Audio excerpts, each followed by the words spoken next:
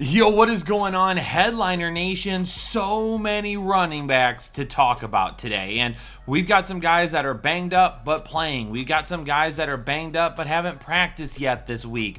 There's some question marks that we need answered, and this being the most important week of the season so far, I can't let you all down. So you know what? It's time that we hop right into it. You came here to get your running back fix. Now it's time for me to give you my quick and dirty top 36. We've got Saquon Barkley all the way up at number 1 this week. Last week does not scare us. Philadelphia is fighting for the number 1 seed, and Saquon Barkley had almost 200 total yards and 2 touchdowns against this Washington team a couple of weeks ago. Jahmyr Gibbs at number 2 with David Montgomery out and Detroit still battling for the division and the number 1 seed. Expect a whole lot of Jahmyr Gibbs. Gibbs is averaging almost 18 points per game, and Chicago allows the 5th most fantasy points per game to opposing running backs. Bijan Robinson at number 3. Atlanta is only a game back in the division and chasing Tampa Bay. With Cousins benched and Michael Penix becoming the starter, expect some Bijan Robinson to take the pressure off of him.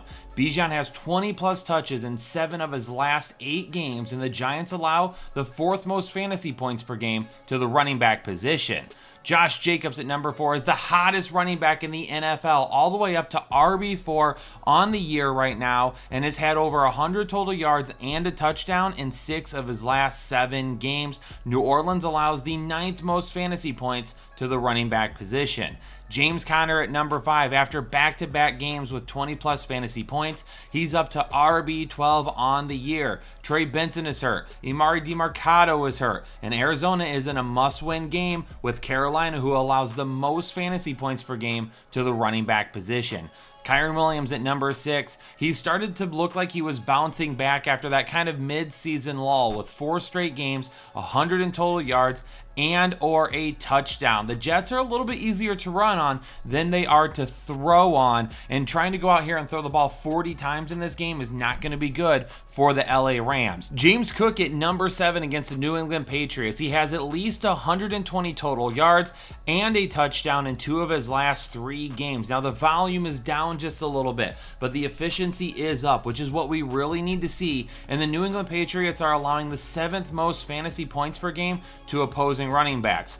Also, they got cooked by James Conner last week as well. And Derrick Henry is going to round out tier 1, no touchdowns over the course of his last 3 games after starting the season with a touchdown in 11 straight. But this is a big game in a tough matchup going up against Pittsburgh, but they still do allow 18.5 fantasy points per game to opposing running backs. But before we move on to tier 2, we have to talk about Turtle Beach and how they can help you level up your gaming experience. Now, we have a gaming channel called Headliner Gaming, and if you have visited us there before, you've seen me absolutely slay on the sticks when it comes to Call of Duty. I am a god at COD. But Fortnite is a different story, and my son loves to play Fortnite, so I'll hop into lobbies with him from time to time. And I got some weirdo demon kids cranking 90s around me like I don't even know what's going on. So I decided to head on over to Turtle Beach and see if they could help me out. And guess what? Those weirdo kids are still cranking 90s around me, and I don't even look like I know what I'm doing. But the audio's crystal clear because their headsets are fabulous, but they don't have just headsets. Maybe you need a new mouse or keyboard or a new controller. Turtle Beach can help you out with that. And if you head on over there and use code word headliners at checkout, you're going to get 10% off your entire order. The fantasy headliners have helped you level up your fantasy experience all season long. Now level up your gaming experience with Turtle Beach. Let's kick off tier 2 with Chase Brown at number 9. Since taking over in week 4, he is the RB6 overall, and he's averaging 17.2 fantasy points per game with touchdowns in 9 of those 11 games. Now, in one of those games, that was Cleveland, and he struggled in that game a little bit. And it's much easier to throw on Cleveland than it is to run, but somehow Cincinnati continues to find ways to get him involved. Devon Achane coming in at number 10, 6 games this year in the single digits, and no games over 100 total yards in the last month. but Jalen Waddle is injured now, and Achane has 7+ targets in 3 straight games. He's going to need a touchdown, and they're going to need to stay balanced in this game, but his work in the passing game is going to also help him out. Aaron Jones at number 11. This Minnesota offense is playing very good right now. They scored 30+ points in 3 of their last 4 games, and Aaron Jones has a touchdown in 4 straight games. Seattle allows over 21 fantasy points per game to the running back position. And number 12, Bucky Irving. He now has over 100+ total yards in 3 of his last 4 games. Now is going up against the Dallas defense, allowing the 6th most fantasy points per game to opposing running backs. Jonathan Taylor absolutely killed some people last week by dropping the ball just short of the goal line. But aside from that, the volume has been great, and this matchup is very good. Joe Mixon has a couple of down games over the last couple of weeks, and now he gets a matchup against the number 1 rush defense in the NFL. Houston is in must-win mode, and they are going to need Mixon to do it. Unfortunately, there's just going to be more risk with him this week than what we've seen as of recent, even if he gets a solid amount of volume. Rico Dowdle at number 15 is getting huge volume as of late, averaging 22 touches a game, and he has 3 straight games with 120+ total yards. Now, in this game against Tampa Bay, he's got an opportunity. They do allow 19 fantasy points per game to the running back position, but it's easier to throw on them than it is to run on them. Chuba Hubbard at number 16. He's been disappointing in 2 of the last 3 games, and Carolina keeps finding success in the passing game recently. Last week, Bryce Young was not as good, but that has started to take some touches away. He doesn't even have 15 touches in 2 of his last 3 games, but Arizona does allow the 10th most fantasy points per game to opposing running backs. To close out Tier 2, Zach Charbonnet at number 17. Now, he didn't participate in practice on Wednesday, but it sounds like it's more precautionary than anything, and Kenneth Walker is still further away from playing this weekend than what Charbonnet is. He has at least 12 fantasy points in each of his last 2 games, but Minnesota does allow the 3rd fewest fantasy points per game to opposing running backs. Let's move right into Tier 3. Brian Robinson Jr. is going to be at number 18. Nowhere near as consistent as he was earlier in the year, but Austin Eckler is still on IR, and Brian Robinson is dominating those backfield touches. B-Rob did put up over 13 fantasy points when he played Philadelphia just a few weeks ago. Breece Hall's at number 19. He's clearly not 100% healthy. Braylon Allen is hurt now too, but it sounds like Breece Hall is still going to gut this out. Extremely boom or bust. LA allows just under the league average in fantasy points to opposing running backs, and with Breece Hall being banged up, he could leave this game at any point in time.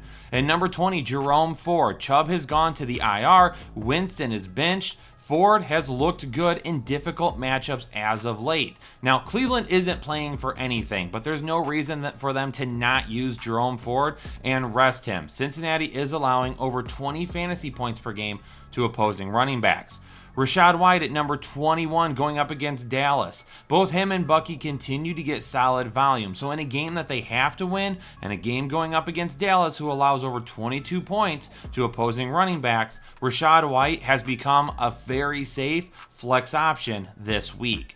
Ramondre Stevenson at Buffalo. The lack of scoring in New England is killing Stevenson. He hasn't scored a touchdown in 5 straight games. He also doesn't have a game with over 100 total yards since week 1. The question is going to be, can the New England defense keep the game close enough to continue to run the football? Because if they can, Buffalo still allows the 2nd most points per game to opposing running backs. At number 23, Tony Pollard. He isn't 100% healthy, and as of Wednesday, he still hadn't practiced. His snap percentage continues to decrease in 4 straight games, and Tajay Spears is getting the passing work. Well, and of course, Mason Rudolph is now under center. Indianapolis allows the 8th most points per game to opposing running backs. If Tony Pollard is healthy and he plays, he probably is still at least a flex option. But if he doesn't end up playing, we'll talk about him here in a minute, Tajay Spears could get a huge bump. And Isaac Guerendo is going to close out this tier at number 24. Now on top of his injured foot, he's nursing a sore hamstring as well. It's going to be easier to run on Miami than it is going to be to throw them, but we could end up seeing a split backfield this week as well. On to tier 4, number 25, DeAndre Swift finally hit 20 touches in a game last week. but still didn't crack 100 total yards or 10 fantasy points. Now, it wasn't a bad game going up against a Minnesota defense that has been tough against the run, and Chicago was playing from behind the entire time. But he only has one fantasy startable game over the last 2 months. He struggled against Detroit a few weeks back, but the problem is they're missing a lot of players now on defense. DeAndre Swift could take advantage of that. Isaiah Pacheco at number 26, he just can't seem to get the big play. He has no runs of at least 10 yards in the last couple of weeks, and him and Kareem Hunt are seeing a 50-50 split right now. Also, Houston allows the 4th fewest fantasy points per game to opposing running backs. At number 27, Tyrone Tracy. The Giants are turning back to Drew Lock at quarterback, it looks like. Tracy has had a touchdown in each of the last 2 games that Lock has started. The Giants have nothing to play for. Atlanta is in must-win territory, and Atlanta's a little easier to throw on than run on. So Tyrone Tracy could not only lose some potential touches, but he also lacks some of that upside in a tougher matchup.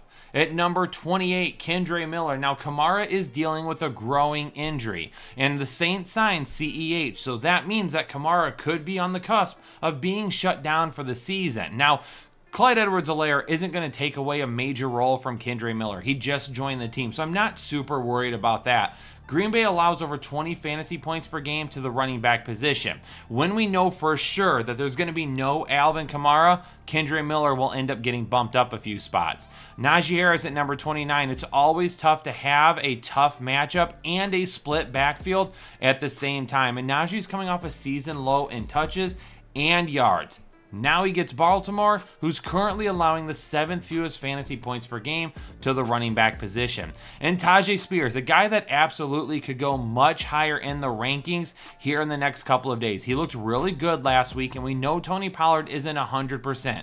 With Rudolph at quarterback again, we could see Spears get a handful of checkdowns once again. And if he's the lead back going up against Indianapolis, he definitely has a lot of flex appeal. All right, let's wrap up the top 36 running backs, finishing with Tier 5, Tank Bigsby and Travis Etienne back-to-back. Tank is splitting work with Etienne, but Etienne has been a little bit more consistent lately, especially when it comes to touches and passing work. Las Vegas is easier to run on, but it's really impossible to trust this backfield.